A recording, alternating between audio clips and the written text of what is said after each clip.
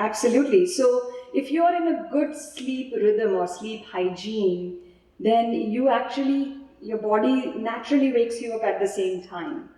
So it's actually, our biological clock is so correct that it does let us go to sleep at the same time and wake up at the same time.